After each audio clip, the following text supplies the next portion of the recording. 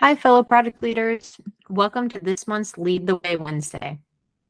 As any product leader knows, there's no shortage of product requests. Some are big, some are small, some are super easy, some are nearly impossible.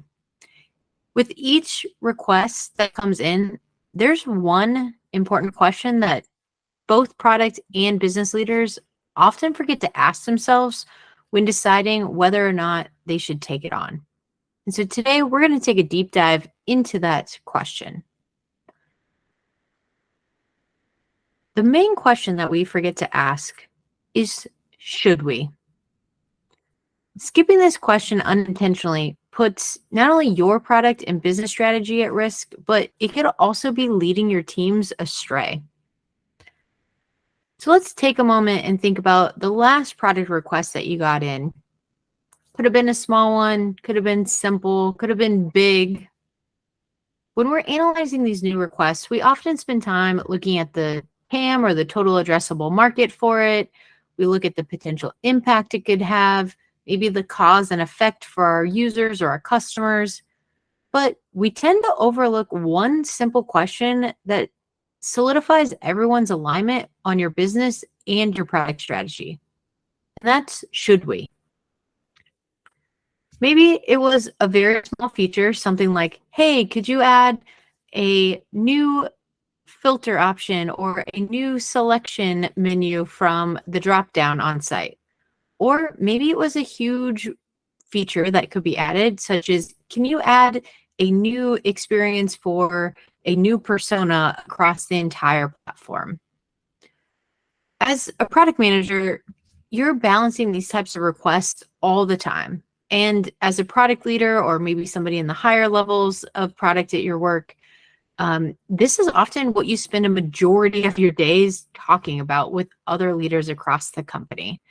But when was the last time that your leadership group or your peer group that you work with asked each other that important should we question?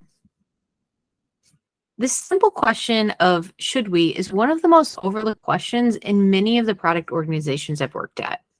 The answer to this question can be as simple as a yes or a no, or it can be as complicated as maybe we should. But the one thing is true. If we can't clearly answer this question, then you're not ready to accept that product request. It's important to be able to answer this question clearly so that you will know if the thing you're working on is actually aligned with your strategy or not. And I don't just mean your product strategy, but it really could be, does it align with our business strategy and where we're trying to go as a company? Something as simple as adding an additional drop-down field might only take 5 minutes of actual work, but it could be detrimental to your product strategy or where the business is trying to go without you even realizing it. And simply because you're overlooking the very simple question of, should we even do this?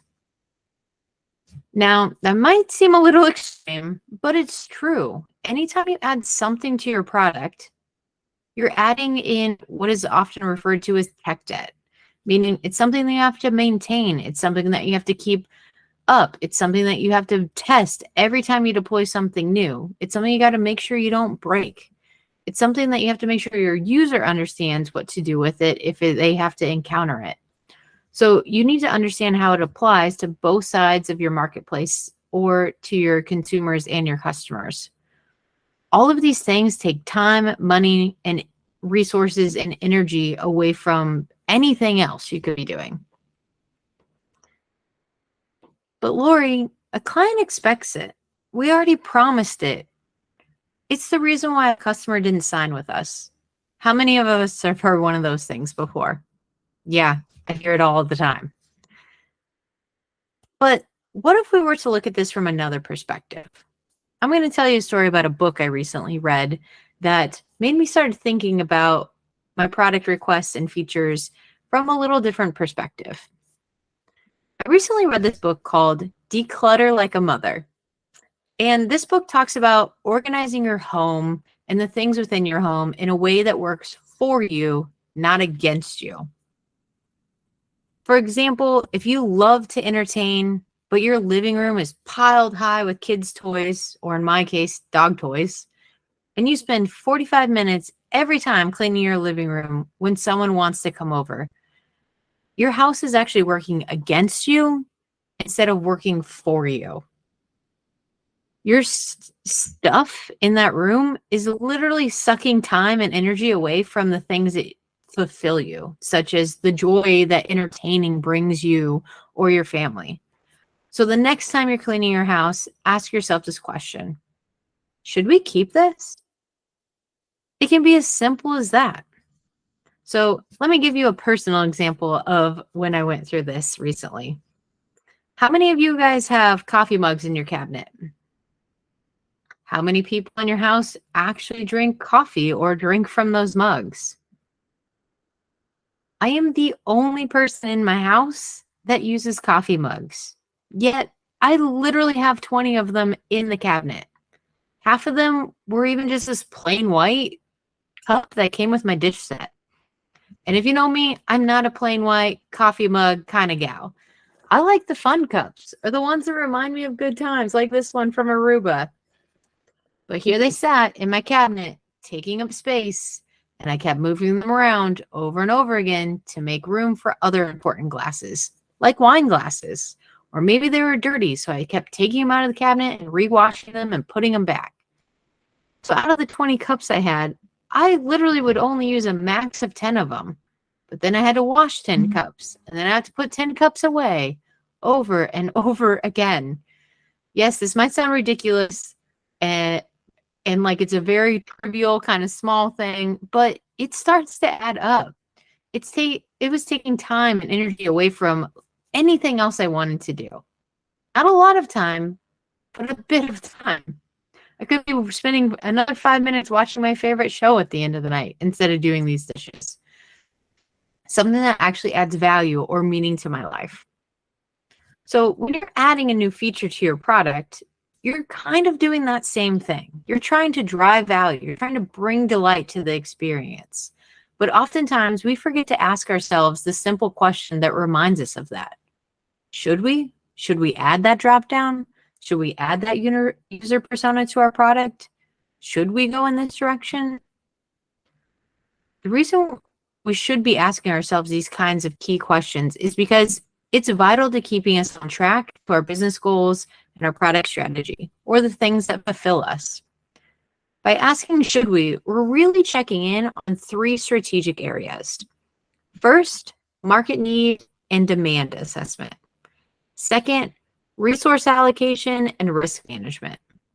And third, differentiation and unique value proposition. So looking at the first one, market need and demand assessment. Before launching a new product or feature, it's really critical to ask yourself if there's a genuine need for it in the marketplace. Is there a need for that new drop-down option? If so, what changed for it? Right? Research the demand. Identify those pain points that your product could solve, maybe in a different way or in an even more delightful way for customers. And assess that potential customer base for it.